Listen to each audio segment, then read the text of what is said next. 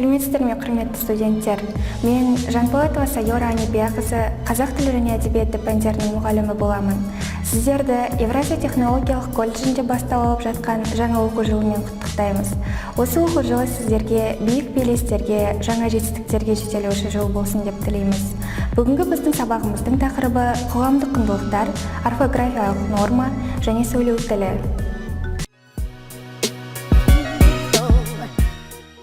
Біздің сабағымыздың мақсаты тілдік бірліктерді орфографиялық нормаға сай жазылым тапсырмасында қолдану. Бағалау критерийі: мәтін бойынша тілдік бірліктерді орфографиялық нормаға сай жазу. Дескриптор: білім алушылар орфографиялық норманы біледі, принциптері бойынша талдай алады, келісу, келіспеу пікірін еркін білдіре алады. Біздің құндылық дегеніміз ол не нәрсе? Құндылық деп отырғанымыз қандай да бір нәрсенің мәнділігі, маңыздылығы, пайдалылығы және қымбаттығы. Дүние құндылықтарға толы олар материалдық, ұлттық, рухани, табиғи, көркем және адами құндылықтар. Енді білім алушылар, сіздерге сұрақ: қазіргі қоғамдағы басты құндылықтар нелер деп ойлайсыздар? Келесі суретте берілген бейнелерді құндылықтарға жатқыза аласыздар ма? Жатқызсаңыздар, қандай құндылықтың түрлеріне жатқызасыздар? Сіздер құндылықты қалай түсінесіздер? Және құндылықтар материалдық, табиғи, көркем, адами құндылықтарды кестеге толтырыңыздар. Қазақ тілінде орфография термині бар.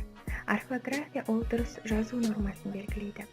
Орфография жазба тілінде пайдаланатын жазудың тарихи қалыптасқан жүйесі, біркелкі жазуды қамтамасыз ететін ережелер жүйесін жасайтын және зерттейтін тіл білімінің саласы. Қазақ тілінің орфографиясы 3 принципке негізделеді. Олар: морфологиялық принцип, фонетикалық және тарихи дәстүрлі принцип. Морфологиялық принцип дегеніміз сөздің морфологиялық құрамын ескеріп, морфемалар, сөз және қосымша құрамында болатын дыбыс алмасуларды ескермей, бастапқы қалпын сақтап жазу. Мысалы, жанбады, жанбады деп жазылады. Фонетикалық принципте сөздер айтылуы бойынша жазылады. Әрбір әріп фонеманы емес, дыбысты білдіреді.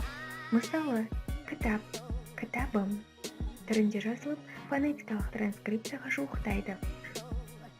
Тарихи дәстүрлі принцип бұл сөздің бір кезде қалыптасқан, дәстүрге айналған түрін сақтап жазу. Мысалы, хат, хабар, халық, қаһар, жаһан сияқты сөздерге х және х әріптерін пайдалануды жатқызуымызға болады. Осы тақырып бойынша сіздерге тапсырма: берілген сөздерді орфографиялық принциптерге бөліп кестеге жазамыз. Яғни морфологиялық, фонетикалық, тарихи дәстүрлі принциптерді бөліп жазамыз. Сөйлеу тілі.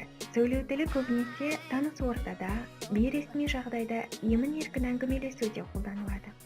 Сөйлеу тілінің негізгі ерекшеліктері: дыбыстарды түсіріп айту, қыстырма, диалект, кейде тұрпайы сөздері қолдану. Мысалы, әдеби тілде биыл Арман 10-шы сыныпқа көшкен еді. Жаңадан отырғызылған Алмабақ ауылдың шет жағын тұтас алып жатыр. Ал сөйлеу тілінде бұл мысал: биыл Арман 10-ға көшкен, жаңа Алмабақ ауылдың шет жағын тұтас алып жатыр. Енді сіздерге осы тақырып бойынша тапсырма: диалогтегі қате қолданылған сөздерді кестеге толтырыңыздар. Мысалы, бұрыс варианты күлкінішті, дұрыс варианты күлкілі сөзі. Келесі тапсырма: мәтін мазмұнын сөйлеу стилінде әңгімелеп беріңіздер. Сіздерге әдеби мәтін берілген, сіздер оны сөйлеу тілі стилінде әңгімелейсіздер. Келесі менің сабақтан дейінгі әсерім кестесін толтырыңыздар. Яғни сіздер қандай ой пайда болды, не сезіндім, не ұнады сұрақтарына жауап бересіздер.